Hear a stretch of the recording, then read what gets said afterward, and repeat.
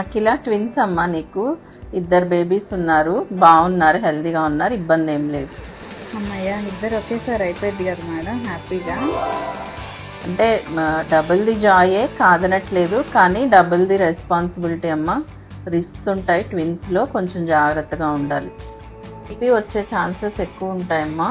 తర్వాత preterm delivery అంటే నెలలు నిండకుండా కాన్పు జరిగే అవకాశం కూడా ఉంటుంది.